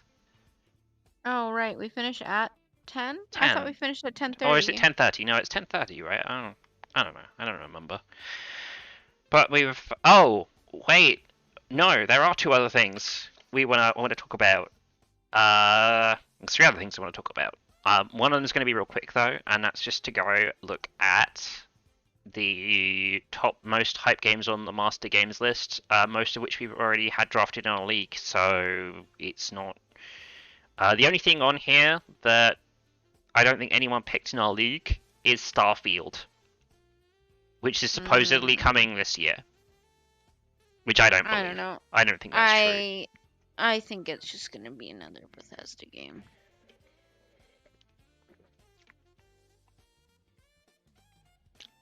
Just another Bethesda game is a very big statement to make about a studio that made Skyrim, a game that they have repeatedly released on over like 30 different platforms so far, and consistently has the most hours played of any single player game on Steam year after year after year after year. Like, long after it was a cutting-edge video game, and when it released, it wasn't even that cutting-edge. Yeah, I don't like any Bethesda games. Yeah, I mean, you wouldn't pick it because you don't pick stuff you don't like, but I'm like, as a Fantasy Critic pick, also bad because it's not actually going to come out this year, despite the fact they're saying it's 11/11. Like, I guess for Starfield, I don't know if Bethesda usually whiff their release dates, but I just think I'm going to find that out for next week. I'm going to research and I'm going to find it out if Bethesda usually whiff their release dates, because that will be where I peg my thing on that. I guess the other thing you'd look at is what team is Starfield? Is it the Skyrim team or the other team? I have no clue. Starfield.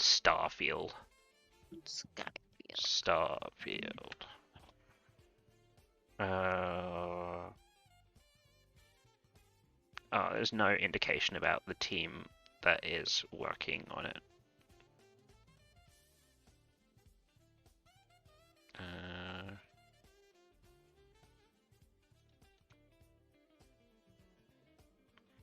It will be the first new intellectual property developed by Bethesda in over 25 years. It still looks like the most painfully generic, like, fucking sci-fi bullshit. But then, you know, same thing with Skyrim. Skyrim was, like, mostly really painfully generic fantasy. But yeah, Skyrim was really the last open world game they did, right? Yeah.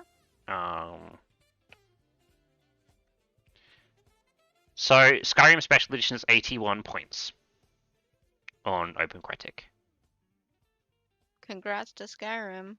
Yeah, but like framing it for like, should I draft it or not?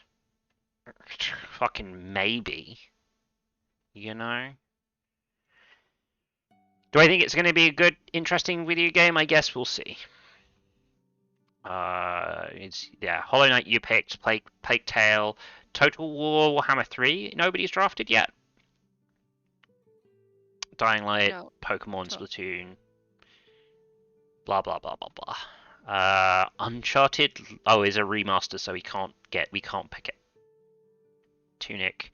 Apparently, it's only like 2 games. It's like Uncharted 4 and Lost Legacy. Oh, okay. Ghostwire Tokyo. Nobody drafted in the hype it was list. The last thing on my watch list that I didn't draft, so I actually have it on my watch list. It's probably true for a lot of people. Yeah. Marvel's Midnight Suns. I'm like curious to play that game, to see what that game's going to be like to play. I'm not interested in putting it in my Fantasy Critic draft. Oh, this is interesting. Nobody is... Oh, wait. No, it's probably because it's support. Okay, never mind. I was going to be like, nobody's brave enough to counterpick God of War. 0.2% of people are brave enough to counterpick Horizon Forbidden West. It's 0.2% of brave souls. Yeah. I'll send you a Hellblade too. Yeah, I think Hellblade... Did somebody already picked Hellblade in our league? Not this season. Oh, interesting. Last season. I mean, I would put this on my... I probably already have put this on my wish list.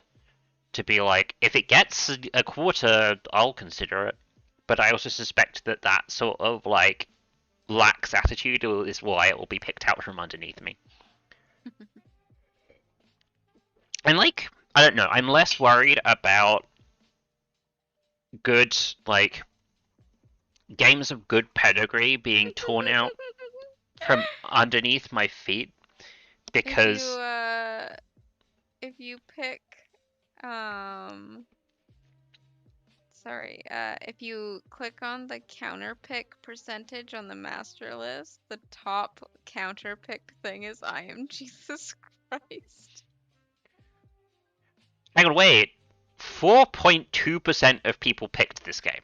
Yeah. 4? Apparently the projected points are 0.4. It has a 2.4 hype factor. Yeah, people picked that game. Alright, like, okay, let me, hang on, there's a game on here that has a negative hype factor, just to get that out of the way. No, it's 0, I think. I sorted by sorted by hype 1. factor. There's things that have negative hype factor. -1 Samurai Gun 2. Okay, I think I need to get hold of Elite Fusion because apparently The Witcher 3: The Wild Hunt on the PS5 has been picked 133.3% of the time, which isn't even possible. And all I was looking for was something that was like 0% picked. There's gotta be 6. Okay, 5%, 2%, 2%. Here we go. Okay, we're in the 0% picked section here. The Multiverse got counterpicked 96.2%. And Star Ocean also has 90. Or no, sorry, I'm saying 96. I meant 69. Nice. Sonic Frontiers has a 20% pick rate and a 67 counter pick rate. Holy shit! Hang on. Hey, one second. I gotta confirm these stats. Resident Evil Reverse. Witchbrook.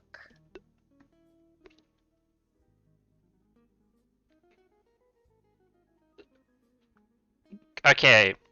Unannounced Kingdom Hearts game. Let me.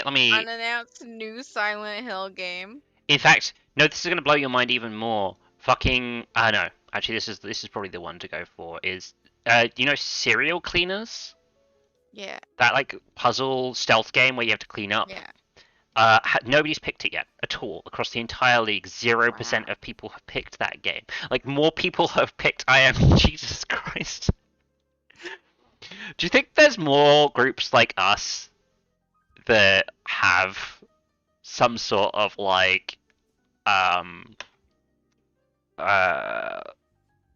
forgot what it's called, thing where I'm taking a disadvantage? Handicap. Yeah, that have a handicap, and that's why it's been picked. Maybe.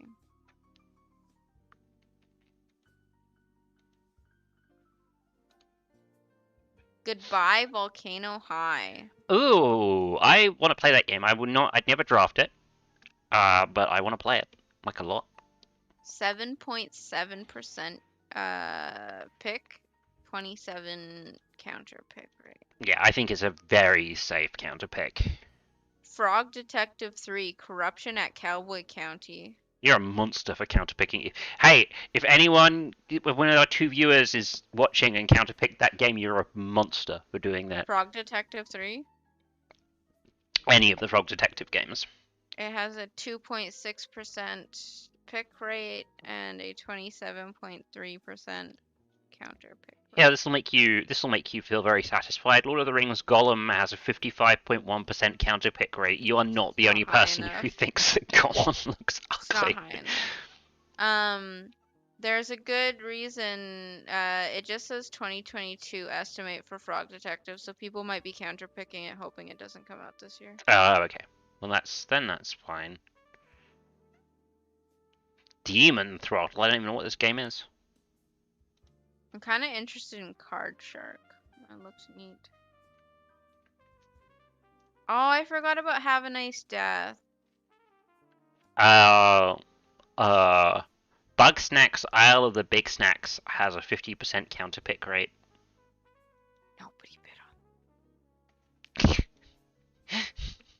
They managed to fix the title though, it does actually read Isle of the Big Snacks now.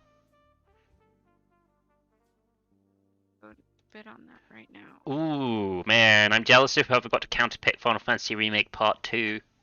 That's lucky, that's easy 0 points. Big Snacks. I forgot about Big Snacks.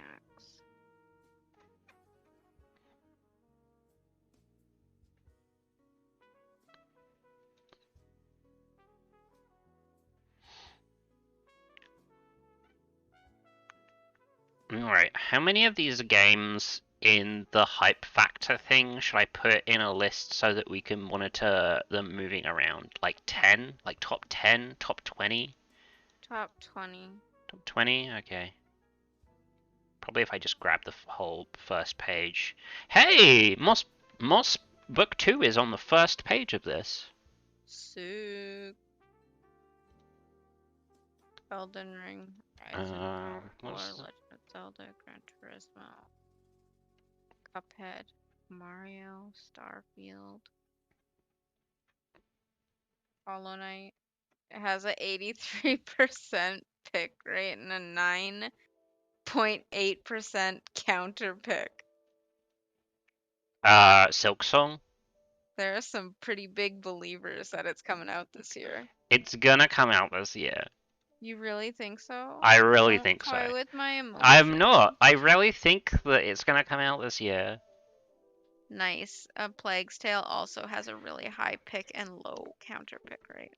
I think that the worst scenario for you with Silksong is a Q4 announcement and you sweat that they have to, like, they basically get cyberpunked. Where they're forced to move their release date because of another game, and that pushes them out of this year because of the other game that comes out.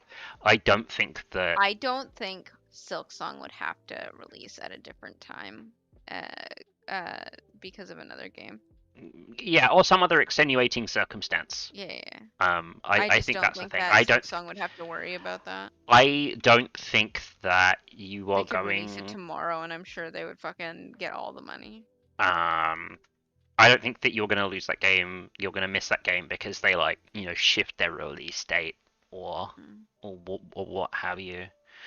Okay, one page is 50 items, so we will just focus on the top 20. Yeah, top 20. I guess. Which means I guess next week I'll remake this list and we'll see what stuff has moved because there's no point in going over the top 20 things every single week. Wow, Tunic only has a 66% pick. I mean, what was there was a thing I was looking at in our league and was like, this is really a sign of we've all been playing this long enough to become more cynical about things that we pick, to not pick things that will not release. I can't remember what game I was looking at where I was like, if we've been playing this in the it was Starfield. It was Starfield. I was like, if this was the first year we've been playing Fantasy Critic, somebody would have picked Starfield for sure. And it's proof of how we have all lived through years of will not release games, of whiffed release dates and things. Of like, nobody is like, I'm gonna pick this game that is confirmed last quarter of this year. In some ways, that's worse than sometime in 2022. Sometime. I just found that Witcher the Wild Hunt at 133. I'll message Elite Fusion about it in a minute or two, assuming I don't just go over to play Final Fantasy XIV. Assassin's Creed Infinity has a 0.9 pick rate. We're gonna need to think about this format a little bit. Because we spent the first bit talking about the draft, and obviously next time we're not going to have the draft to talk about. We could dive. Locomotive only has a 0.7 pick rate. We could dive on individual games more. I guess the stuff that is coming out. Yeah, I was also thinking about the stuff that's coming out on our list. Yeah. Like, sure. obviously that wouldn't be a weekly thing, because we're not going to get a game coming out on our list every week. I mean, we might after this month. January is a slow month, but after this month, there's a game coming out on the 4th, on the 8th, on the 8th, on the 18th, on the 22nd, the 24th, 24th, and 25th. So there would be at least 1 or 2 games coming out every week except for one. Between Sifu and Horizon Forbidden West, there's no game coming out, but in every other 7-day period, there's at least one game. Or DLC, or whatever. So there's always that. I'm like, I don't know. I'm not sure how interested I'm doing a super deep dive on everything, because this isn't like the game review hour. God, I don't want to become another white guy sharing their opinions about video games. I love being a white guy sharing my opinions about video games. There's enough fucking streaming shows and podcasts and whatever. Like, yeah, we're talk about what we think about these games that are coming out. And that's that game is I Am Jesus Christ. I obviously have all the time in the world to talk about your most hyped game, my favorite Fantasy Critic pick, I Am Jesus Christ, which I definitely picked for myself and was not picked by anyone else. only has 11% counter pick and 82% pick. Oh, actually, I know we're over time, but I do want to ask about this. What do you think people are gonna do with pickup counter pick games? Do you think people are gonna grimly hang on till like the 3rd quarter? That's what I'm probably gonna do, unless somebody does like an early pick of something that I'm like, there's no way this is gonna do good. What happens if multiple people try to counter pick a person? Like the same thing. I assume it's the bidding price, right? It's still a bid. Oh, you bid for your count. Okay. Yes, you bid for it, so it'll be in bidding order, and then I suspect if it's the same amount, it'll be in the order that the bids were placed. So the person who bid first will get the thing. But unannounced Donkey Kong game, 1.7 pick rate. God, I wanna just like open a dialogue with Fantasy Critic people and be like, people who picked unannounced game in that year, how well did it work out for you, and would you do it again? Because I would never. Especially 4.9 pick and a 19% counter pick. Especially not for a Nintendo game where you know if they're going to release it that year, there'll be a treehouse, right? There'll be a direct, not a treehouse, where they'll be like, this is the game that's coming out. I'm actually really surprised there's nothing that's like 100% counter picked. What about what's the counterpick rate for Martha is Dead? Curious. Now about my own decision-making process.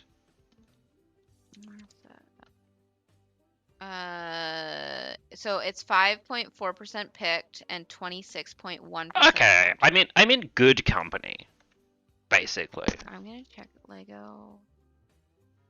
Oh boy, it's Lego Star Wars is 64% picked and 13.8% counterpicked. I mean, I counterpicked Lego Star Wars last year on the basis that I thought it was going to be bad, and it just didn't come out. And then Stalker 2 is 47 or 74% picked and 16 countered. I guess next week let's talk about the Path of Pain draft. Sorry, the Suffering League.